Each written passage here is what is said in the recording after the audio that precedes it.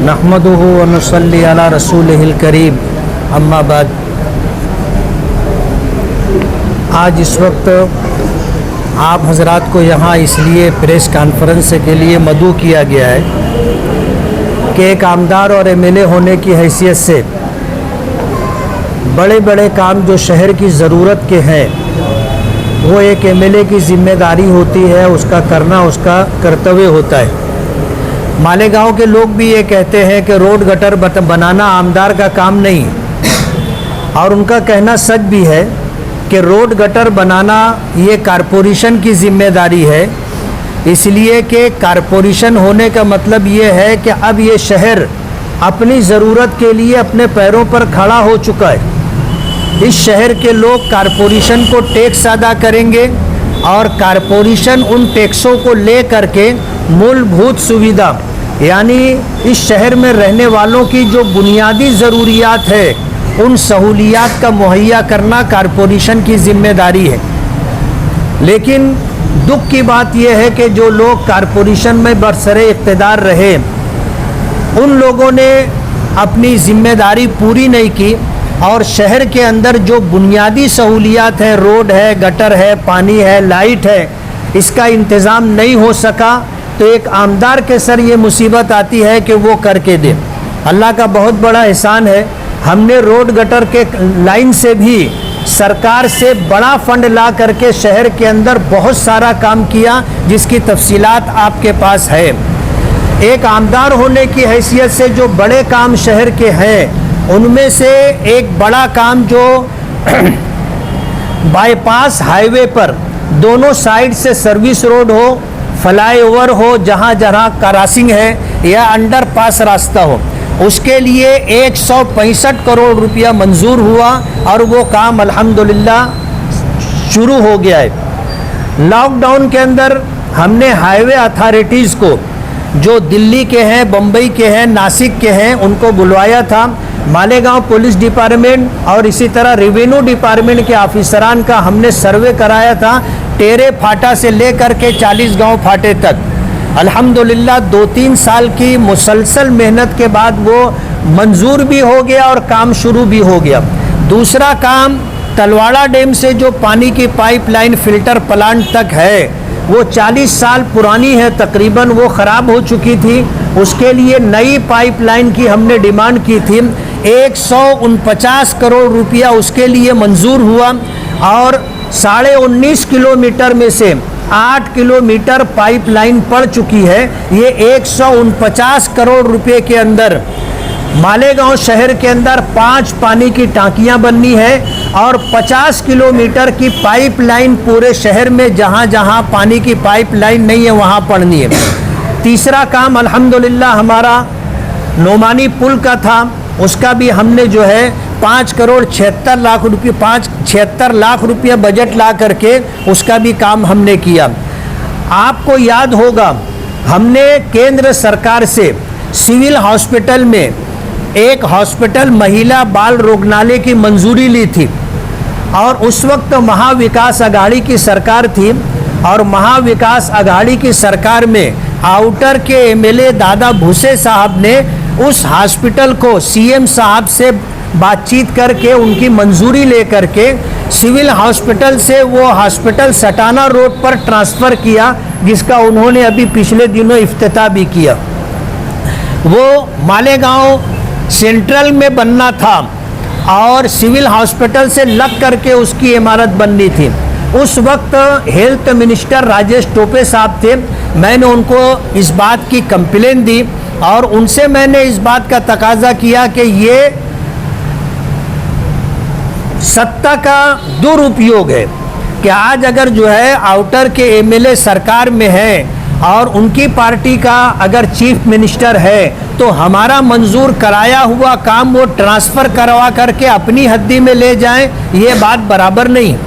जब बार बार मैं उनसे ये बात कहता रहा तो उन्होंने ये कहा कि मिली जुली सरकार है और सीएम जो है शिवसेना पार्टी का है और ये उसी के कारपोरेटर हैं और कैबिनेट मिनिस्टर भी हैं, इसलिए मैं आपकी कोई मदद नहीं कर सकता। जब मैं थोड़ा सा नाराज़गी का इजहार किया तो उन्होंने कहा कि आमदार साहब आप दूसरा हॉस्पिटल मांग लो। तो मैंने कहा ठीक है, आप दूसरा हॉस्पिटल दे दो। तो जैसा उन्होंने बताया था वैसा लेटर तैयार करके वो लेटर उनको मैंने दिया, और लेटर ले करके हाउस में, असेंबली हाउस चल रहा था, उसी वक्त तो उन्होंने जो है उसके ऊपर अपनी सिफारिश कर दी थी। उस वक्त से हम फॉलो अप लेते रहे, और अल्लाह का बहुत बड़ा करम है कि वो जो हॉस्पिटल था वो 45 करोड़ रुपए में बनने वाला था, जिसको सटाना रोड पर ट्रांसफ़र किया गया। अल्हम्दुलिल्लाह उसके बदले में हमने जो हॉस्पिटल की डिमांड की थी 100 हॉस्पिटल की मंजूरी, 100 बेड की मंजूरी मिल गई है, और ये उसका GR है।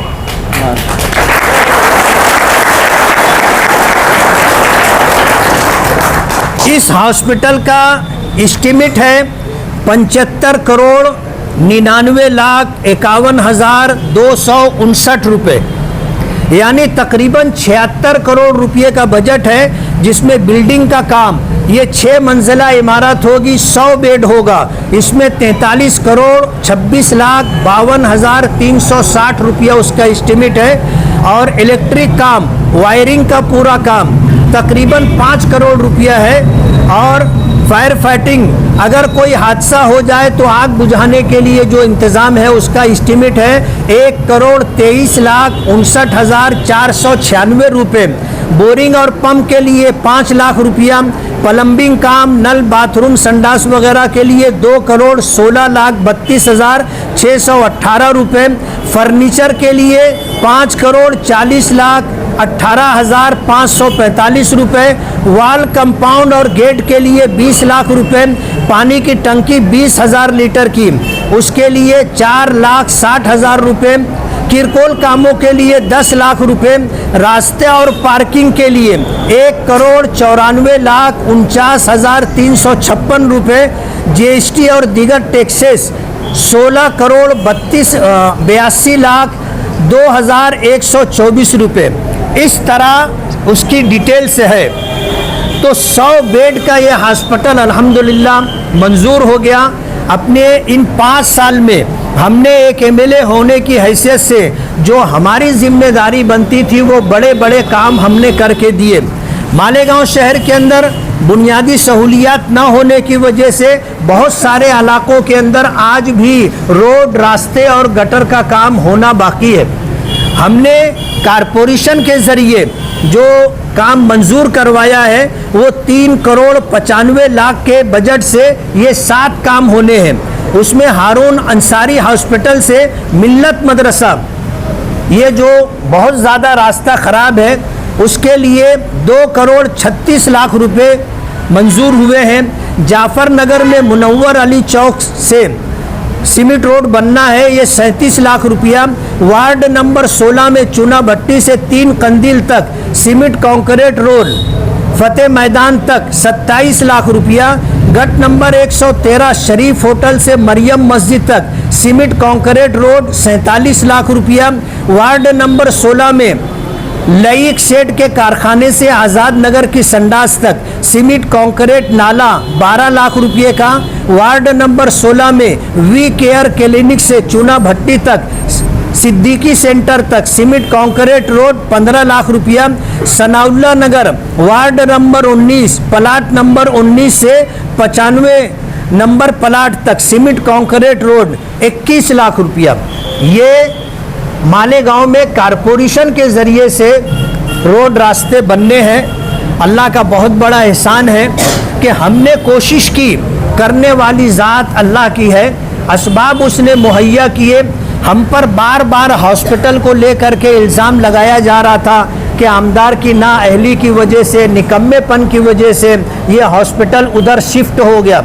हम उसी वक्त प्रेस कॉन्फ्रेंस से ले करके उसका जवाब देना चाहते थे, लेकिन ये हुआ कि जब तक GR की मुकम्मल कापी, तमाम कागजात हमारे हाथ में नहीं आ जाते, वहाँ तक हमें इसका कोई जवाब देना नहीं है।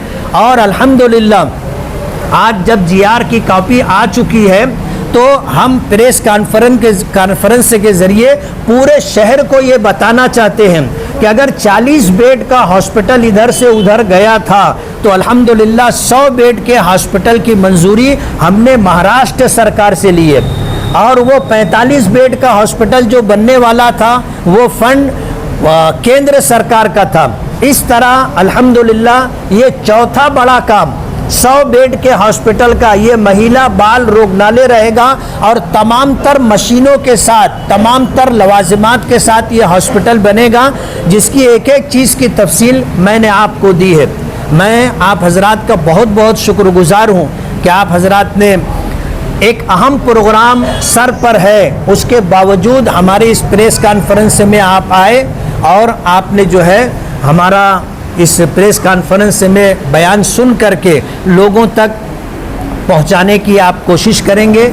मैं दोबारा शुक्रिया अदा करता हूं और ये उम्मीद करता हूं कि जिस तरह इस वक्त आप हजरात ने ताउन किया है, आइंदा भी आपका ताउन हमें हासिल रहेगा। बात ये कि ये चंद लोगों के मुतालिक ये बात कही जा सकती है, लेकिन आज अल्हम्दुलिल्लाह सियासी तौर पर जो शहर के अंदर अपना एक मकाम रखते और जिनकी रिफाकत कहो, जिनका साथ कहो, इलेक्शन में हमारे लिए बहुत मददगार साबित होगा, ऐसे खानवादे सियासी असर और रसूख रखने वाली शख्सियात हमारे साथ हैं, और इंशाअल्लाह ये इलेक्शन हम उनको अपने साथ लेकर के पूरी ताकत से लड़ेंगे और इंशाअल्लाह जीत हासिल करेंगे।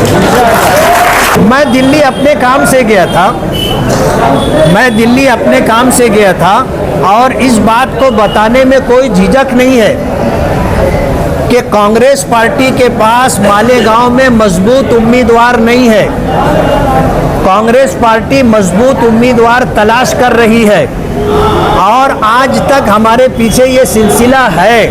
हमने अपने साथियों के साथ बैठ करके तमाम को समाधान करा दिया कि हम दिल्ली क्यों गए थे, और आने वाले दिनों में हमने जो फैसला लिया है, हमने इन तमाम चीज़ों के ज़रिए से, बैनर के ज़रिए से उस बात का इज़हार कर दिया। हम पहले दिन से कह रहे थे कि मैं AIMIM से मैं उम्मीदवार था, MLA हूँ, और आइंदा भी उसी से उम्मीदवारी करूँगा। मालेगांव में सबसे पहले अगर किसी की उम्मीदवारी फाइनल हुई है तो वो अल्हम्दुलिल्लाह मैं हूँ। इसलिए हम जहाँ तक जा चुके हैं वहाँ से आगे ही हम बढ़ते रहेंगे इंशाअल्लाह, और अल्लाह हमें जीत अता करेगा इंशाअल्लाह। बोले अभी अगर ये फंड आप मंजूर कर रहे हैं, पहले का भी आप ही मंजूर कर रहे हैं, फिर इसका कुछ उधर चला गया मामला, सर आगे क्या पेशबंदी रहेगी? नहीं, पेशबंदी वगैरह सब हो चुकी है। अगर ये आचार संहिता नहीं होती तो उसकी टेंडरिंग और ओपनिंग वगैरह हम लोग सब कर लेते हैं। कहाँ बनेगा सर ये हॉस्पिटल? बनेगा अपने सिविल हॉस्पिटल के सामने गार्डन है, आपने देखा होगा। ऑक्सीजन का जो प्लांट लगा हुआ है उससे लग करके जो जगह है वहाँ पर ये हॉस्पिटल बनेगा। 100 बेड का 6 मंजिला इमारत रहेगी। महिला और बाल रुग्णालय जो उधर शिफ्ट हुआ है, आपने शायद कहा था कि मैं हाईकोर्ट जाऊँगा इस मामले में। मैं हाईकोर्ट जाने का प्रोग्राम बनाया था, लेकिन जब सरकार की तरफ से ये आश्वासन और भरोसा दिया गया कि हम आपको इसके बदले में हॉस्पिटल देंगे, तो फिर ये हुआ कि किसी के खिलाफ हाई कोर्ट में जाने से अपना ये काम भी रुक सकता है। अगर हम लोग हाई कोर्ट चले जाते तो बहुत मुमकिन था हमें इस मामले में दिक्कत आती। इसलिए हमने, जब हमको उसका अच्छा मुतबादिल मिल रहा था, तो हमने कोर्ट का रुख नहीं किया, इसी पर मेहनत करते रहे कि यह हॉस्पिटल हमें मिल जाए, और अल्हम्दुलिल्लाह मिल गया। मैनिफेस्टो की तैयारी चल रही है। क्या है कि बहुत बड़े बड़े काम बता देने के बाद भी आदमी अगर कर ना पाए तो दुश्वारी होती है।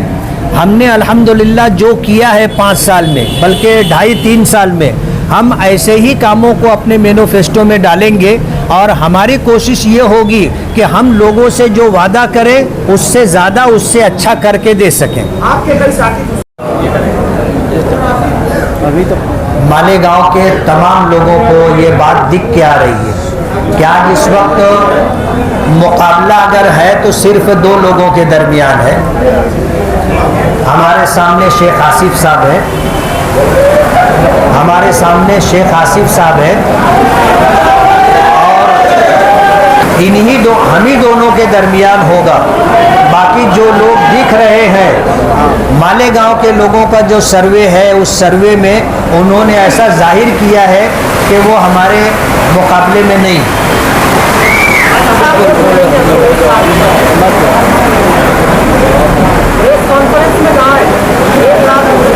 कह सकते हैं वो अच्छा सोचना चाहिए, उनको हक है अच्छा सोचना।